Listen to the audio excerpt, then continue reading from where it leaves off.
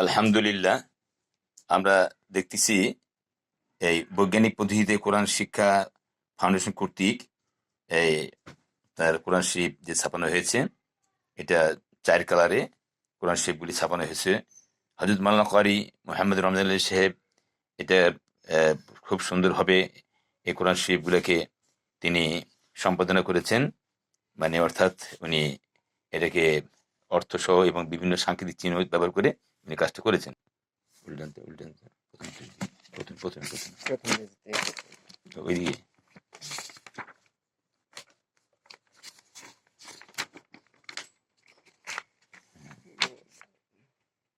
আলহামদুলিল্লাহ,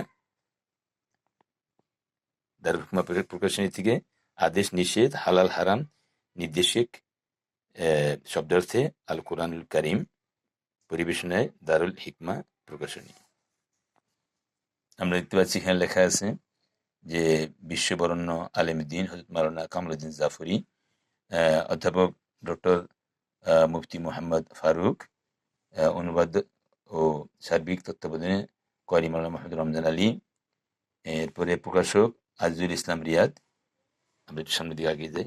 আপনারা দেখতে পাচ্ছেন এখানে সূরা ফাতিহা, এখানে একরকম কালার রয়েছে, এদিকে একরকম কালার রয়েছে, বিভিন্ন কালারে বিভিন্ন ভাবে এর মিন অর্থ কি, আদেশ না নিষেধ, বিভিন্ন প্রকাশ করবে।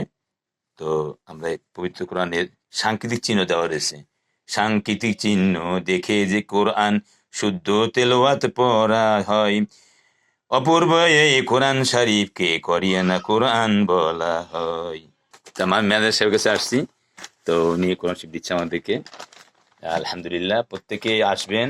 বৈজ্ঞানিক কোরআন শিক্ষার এই কোরআন শরীফগুলি এবং বৈজ্ঞানিক কোরআন শিক্ষার বই, এগুলি যেমন কলমের মতো দেখা যায়। আলিফ তার নাম, আলিফ তার নাম।